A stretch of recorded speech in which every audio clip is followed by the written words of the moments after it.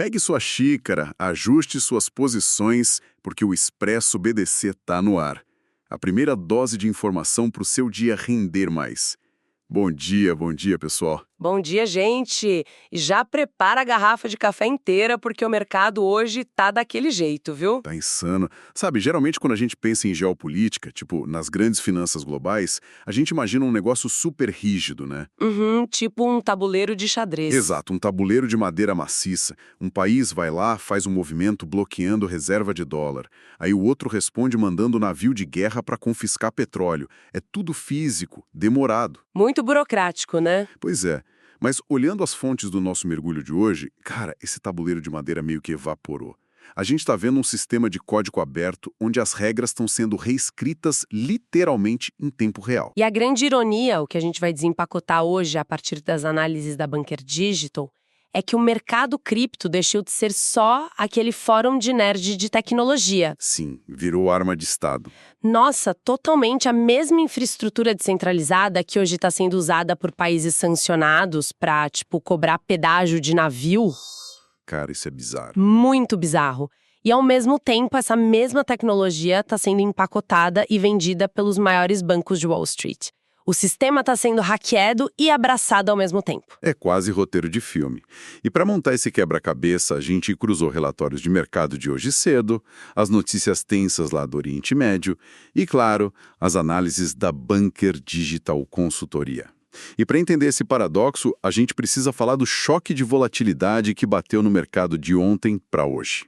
Foi um solavanco daqueles, né? Demais. A gente vinha daquele conflito de 40 dias de muita tensão entre Estados Unidos e Irã. Aí finalmente anunciaram aquele acordo de cessar-fogo de 2 semanas. E a reação do mercado não foi, passo a passo. Ah, não. Foi instantânea. O negócio ilustra muito bem como a anatomia do mercado mudou. Assim que o respiro diplomático piscou nos terminais, o petróleo derreteu. Despencou mais de 10%, foi lá para casa dos $94 o barril. E do outro lado da moeda? O Bitcoin deu um pump agressivo, rompeu a barreira dos $72.800. Foi o maior nível desde março. Olha, a parte do petróleo eu até entendo de boa. A ameaça de energia diminui, o prêmio de risco evapora, preço cai, mas vamos dar uma pausa no Bitcoin aqui. A velha narrativa sempre vendeu o cripto como aquele porto seguro, sabe? Aquele ativo descolado da economia real. Exato, uma proteção contra o caos. Mas ele reagiu a essa notícia de paz com a mesma euforia de uma ação da Apple. E depois com o mesmo pânico. O que quebrou essa narrativa, afinal? Então, o que mudou não foi a tecnologia do Bitcoin. Foi o dono da carteira, sabe? Antigamente, cripto operava num vácuo de entusiastas. Hoje, o volume grosso está na mão de fundo de hedge. Os grandões. Sim, e principalmente de robôs, os algoritmos de alta frequência. Para esses robôs lá de Wall Street, o Bitcoin não tem nada de filosofia de liberdade financeira. É só uma linha numa planilha. É um ativo de risco. Então o robô lê acordo de paz na manchete, joga o dólar para o lado e compra risco, incluindo o Bitcoin. É automático. Só que o reverso é muito violento, né? As fontes mostram que esse acordo de 2 semanas durou, poucas horas. Desmoronou. Tivemos notícias de novos ataques no Líbano e o pessoal já começou a se acusar de quebrar as regras. Pois é. E na hora que essa notícia pingou, o comando automático nos fundos foi reduzir exposição. O petróleo voltou a disparar com medo de faltar barril e o Bitcoin tomou um dump gigante. Caiu daquela quase máxima de 73 mil para a faixa de 71 mil quase na mesma hora. Essa notícia é mais forte que café sem açúcar, cara. É brincadeira um negócio desses. O mercado cripto virou tipo um sismógrafo super sensível para a política. Nossa, ótima analogia. Ironicamente, ser adotado pelo sistema tradicional foi o que jogou o Bitcoin nessa montanha russa, né? Ele não é mais um rebelde. Ele bate ponto na Faria Lima agora. Mas olha o contraste insano da nossa análise. Se de um lado Wall Street trata a cripto como uma linha de código que sobe e desce, do outro lado do mundo a parada é usada como ferramenta bruta de Estado. Com a ferramenta pesada. E de um jeito que a gente nunca viu na história moderna. Os relatórios confirmaram aquele movimento extremo do Irã lá no Estreito de Hormuz. Que é tipo a Avenida Paulista do comércio marítimo global. Exatamente. Quase todo o petróleo que o mundo consome precisa passar fisicamente por aquele corredor. E aí o Irã decide instalar uma praça de pedágio de alta tecnologia no meio dessa artéria global. As fontes dizem que eles estão cobrando 2 milhões de dólares por navio que cruzar o estreito. Cobrar pedágio em água disputada já é tenso, mas a exigência deles é surreal. É a exigência que muda todo o jogo. O pagamento tem que ser exclusivamente em criptomoeda. Eles não querem dólar na maleta, não querem ouro, não querem transferência bancária. Só código digital. E aí eu te pergunto, como isso funciona no mundo real? Imagina o cara da logística marítima que, do nada, precisa abrir uma carteira digital para não ter o navio apreendido. Olha, as diretorias dessas gigantes de logística devem estar tomando remédio para dor de cabeça uma hora dessas. Porque o problema prático esbarra nas sanções. O Irã fez isso porque o real, a moeda deles, virou pó com a inflação. E eles estão fora do SWIFT, né? Sim, foram expulsos da rede de mensagens dos bancos, eles não conseguem receber $1 por via normal nem se quiserem. E as nossas fontes da Bunker Digital mostram que a economia cripto lá dentro do país já gira em torno de 8 bilhões de dólares. Não é brincadeira. Eles criaram a própria liquidez. Agora imagina você, o tesoureiro de uma frota de navios lá na Europa. Se você ligar para o seu banco e falar, queria comprar 2 milhões em cripto para mandar para uma carteira do governo iraniano. O banco congela a conta na hora. Alerta vermelho de sanção internacional, a SWAT bate na porta. Exato. O compliance bloqueia tudo. Então como que os caras pagam esse pedágio para liberar o navio? E aí que o uso da cripto como arma vira um negócio muito doido. As empresas estão sendo forçadas a entrar no shadow banking, o mercado paralelo. Mercado de balcão. Isso. Eles precisam usar intermediários em países neutros.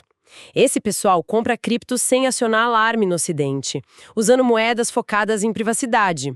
Ou então, pulverizam isso em milhares de transaçõezinhas pequenas para ofuscar a rede. Entendi, eles apagam o rastro. Sim. O que o Irã fez foi usar a geografia física para forçar multinacionais a validarem o ecossistema digital que o governo americano não controla. Cara, é adoção forçada no sufoco.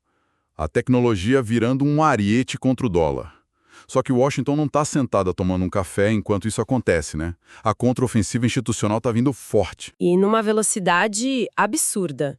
Os documentos que a gente avaliou mostram que a fase de tentar proibir cripto já era, esquece. Se não pode vencê-los, junte-se a eles. A ordem é absorver, domesticar e colocar debaixo do guarda-chuva do sistema americano. E a ferramenta para isso é o tal do Genius Act, uma força-tarefa lá com o FDIC, o FinCEN, que cuida de crime financeiro, e o Tesouro Americano.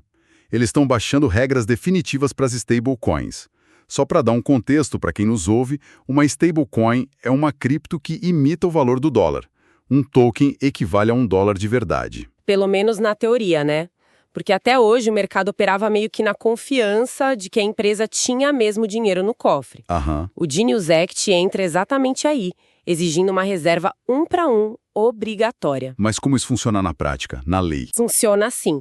Para cada dólar digital emitido na blockchain, a empresa privada tem que ter um dólar físico ou título da dívida americana guardadinho em uma instituição regulada e auditada pelo Tio Sam. Acabou a impressora mágica de dinheiro em cripto. Ou seja, a regulação amarra o token direto na máquina de financiamento deles. Cara, é uma jogada de mestre. Se tem bilhões de dólares rodando em stablecoin, o governo garante que bilhões em títulos do Tesouro vão ser comprados de lastro. Exato. Eles estão financiando a própria dívida usando a mesma tecnologia que a galera achava que ia destruir os bancos. Nossa. E tem a cereja do bolo que a fonte mencionou.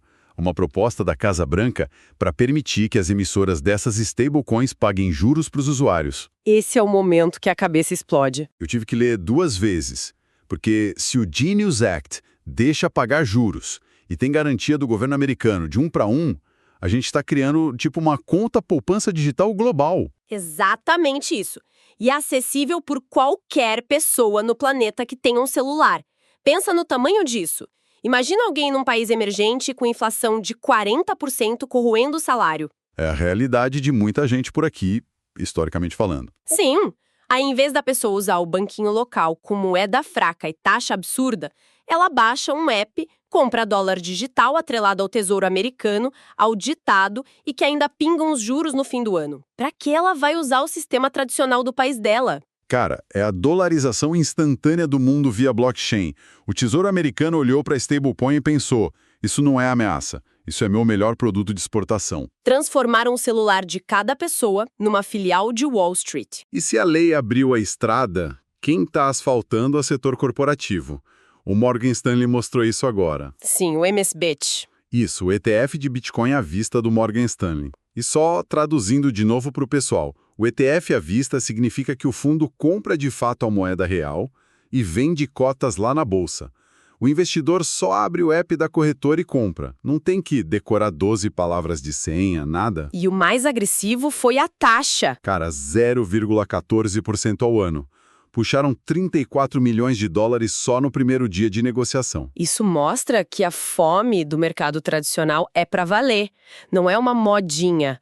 Quando o Morgan Stanley põe uma taxa dessas, eles estão avisando que vieram para dominar a infraestrutura. Querem capturar o dinheiro de longo prazo, de fundo de aposentadoria. Aí a gente volta para a ironia que a gente falou no início. A mesmíssima tecnologia está sendo usada como pedágio obrigatório por um país sob sanção num estreito cheio de navio militar, forçando a galera para o mercado paralelo. E no mesmo dia, o negócio é empacotado num fundo hiperseguro para o dentista aposentado lá nos Estados Unidos investir. A tecnologia é agnóstica, ela não liga para quem usa. O que a gente está vendo é a briga por quem controla os trilhos dela. A volatilidade, esses sobes e desces, como a queda para os 71 mil com o Líbano, isso vai continuar. Mas a infraestrutura agora é a engrenagem das maiores bolsas do mundo. E isso é essencial para quem nos acompanha não pirar. Porque é muita informação. E aí a pergunta de $1 milhão é como aplicar isso na carteira. E a análise matinal da Bunker Digital dá um direcional muito bom sobre isso. O segredo daquele comportamento meio louco do mercado ontem é saber separar ruído de fundamento. Total. O mercado está hiperreativo. Qualquer fofoca de que o acordo caiu ou que lançaram um míssil, o robô vai lá e vende tudo. Só que o movimento de curto prazo não apaga o quadro geral. A queda não anula os 34 milhões que o Morgan Stanley levantou em um dia só. E o aviso de risco é muito direto. Operar emoção de manchete de jornal é atalho para tomar prejuízo, especialmente se o cara usa alavancagem, né? Nossa, sim. Ficar operando alavancado, tentando adivinhar se amanhã tem paz ou guerra, o mercado vai liquidar a posição antes do portal de notícia atualizar a capa. Então, qual é a saída prática para os nossos ouvintes? O pessoal da análise recomenda mergulhar nos dados on-chain. Boa. Dá uma resumida em on-chain para quem está com a xícara na mão agora. Basicamente, blockchain é um livro contábil transparente. Todo mundo vê o que está rolando. Análise on-chain é ler esse livro em tempo real. Isso deixa a gente ver para onde as baleias, que são os institucionais com a grana pesada, estão mandando o dinheiro deles. Ou seja, enquanto o Sardinha está entrando em pânico lendo a manchete, o analista está olhando os dados e percebendo que a baleia já comprou tudo no fundo ou já se protegeu horas antes. Exatamente. Seguir o rastro digital é a melhor proteção contra essa volatilidade doida. Para de adivinhar notícia e rastreie o dinheiro. Dinheiro grande não se move sem deixar pegada na rede. Fato. A regra é cabeça fria, mas só para amarrar tudo. Tem um negócio muito mais profundo acontecendo aqui. A gente abriu falando do tabuleiro de madeira antigo da geopolítica. Controle territorial puro, né? Sim. Navios, barreiras alfandegárias de concreto, dólar no cofre. Só que hoje a gente viu que os maiores navios de petróleo do mundo agora dependem de uma transferência descentralizada para poder navegar. Uma avenida paralela de 8 bilhões de dólares. Isso. E a gente viu os Estados Unidos correndo para amarrar o próprio tesouro nessa tecnologia e criar contas globais no celular. E isso me deixa com um pensamento para explodir a cabeça da galera. Se o poder de bloquear comércio e o poder de fazer transação estão saindo da mão do papel moeda e indo para o código digital, será que a gente está vendo o fim da diplomacia financeira tradicional? Olha, é uma mudança de paradigma. O poder de um país no futuro não vai ser medido por quanto ouro tem guardado, mas por quem controla a infraestrutura da rede global descentralizada. O próprio conceito de dinheiro mudou. Não é sobre o preço do Bitcoin amanhã, é sobre como o mundo vai fazer negócio nas próximas décadas. Fica essa pulga atrás da orelha para vocês pensarem. Continuem questionando o óbvio e leiam além da manchete. O café esfria, mas o mercado não para. Um excelente dia de negócios e até amanhã no seu Expresso BDC.